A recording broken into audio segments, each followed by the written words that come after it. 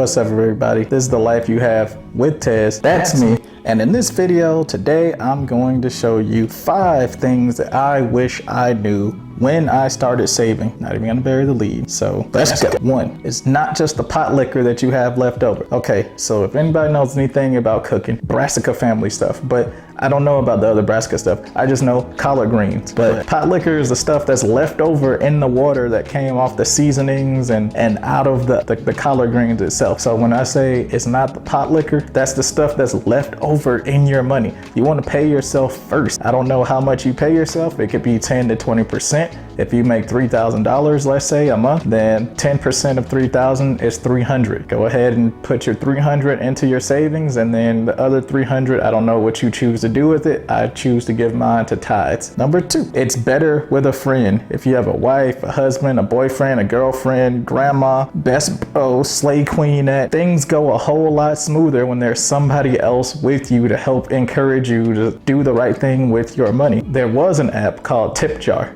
What this app was, it was a social network app for like you tipping yourself for doing stuff. Like I went a mile around the track then and you gave yourself a $5 tip. Like people could see that you gave yourself a tip and then they could like it and be like, oh, good job. But because the app doesn't exist anymore, I don't know where you could do that at anymore. But saving and all that stuff, it's better with a friend who understands that you don't have money, but you can get more because they can always be like, hey man, what's going on? Are you still saving your money? Are you doing the right thing? Are you doing what you're supposed to do with this money? And somebody to keep you accountable for that. Not like my friend who, let's just call him X De La Fuente, because De La Fuente is really cool to add on any name. Yeah, he did not help me at all save any money. He was actually hurting me financially to have him as a friend. Okay, number 3, it's not easy. So I know you want to shine and you want to blow minds. You want to stack checks. You want to break necks. Saving is a hard thing to do. Why? Because there's a couple of reasons why. Number 1,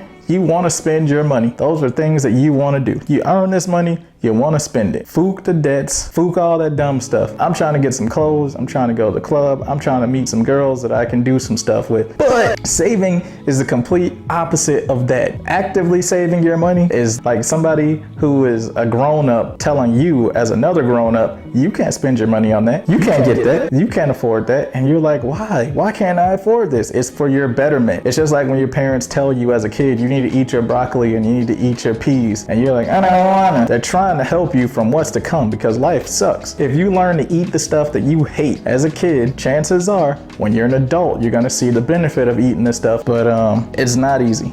It's not easy to do, but once you start seeing those gains in your savings account, like I said, you're making $3,000 a month and you're putting 300 away, that 300 is gonna be 600, and that 600 is gonna be 900, then that 900 is gonna be 1,200, and that 1,200 is gonna turn to 15. You see what I'm seeing here? It keeps going, keeps going, keeps going, and keeps going. Or if you so choose, there's this app called self-lending. What you do is you're basically taking out a loan against yourself and you're paying it for a certain amount of months. At the end of that term, not only does it report to the 3 major credit bureaus saying you took out a loan, but you get that money and sometimes it makes a small percentage that'll actually like gain. So you're doing $25 a month, then at the end of a 2-year term, then you'll get the 500 and whatever is out of there. Either way, that was $500 that you didn't have before that you could take and do something with. You can flip that, put it back into another account, and then make more money off that paying against yourself. 4, have a goal. All money, like people, needs a purpose. If you're just saving money just to save it, you're gonna spend it because it's just sitting there. It has no purpose. It has no job. It has no nothing. You're gonna get rid of it. Like a person who's just sitting on your couch, you're gonna get rid of that person because they're just sitting around. And when they're just sitting around and it gets spent, then you're gonna be like, where did my money go? What you need to do is give that money a job. You need to give it a title or a purpose. Like, let's say you want to go to Cancun and you know that it costs $2,000 to go to Cancun and you've been saving for no reason at all, but you have $2,400. If you want to use that money to go to Cancun, then do it. If you want to use it to fund your kickboxing career, if you want to be a cage fighter or whatever and you need the equipment, you got that money. Or if you want to try to save up for that and you're giving yourself 6 to 7, 8, 9 months to do so, then do it. The point is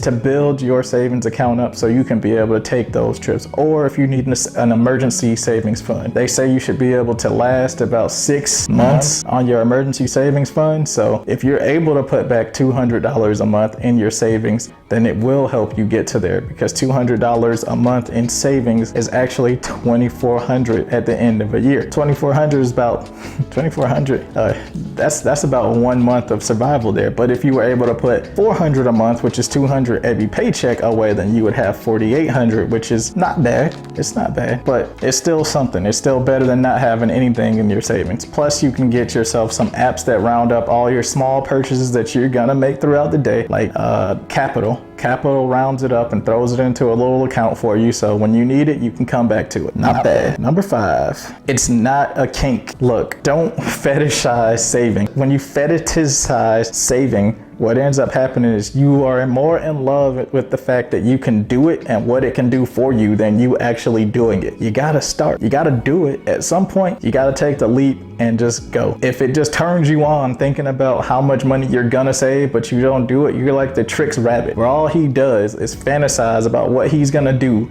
when he gets the tricks. And then the kids just take it from him at the end, because he spent all that time after he got a bowl of cereal from these kids thinking about how good it was gonna taste. All you need to do is just go ahead and start doing it. Once your money starts piling up, then you can fantasize about what you're gonna do after that. And plus, you got a little safety net that if you want to play around with it, that you could throw that into some kind of finance or stock or whatever. And if you're scared of stocks, then you can just go ahead and throw it in an index fund. That way, all the stocks that are on there, if it's doing good that day, then you get money. You win. So anyway, guys, that was the 5 things I knew or wish I knew before I started saving money. If you guys like that video, go ahead, tap that like button and subscribe. This is the life you have with Tez. That's me. Peace out.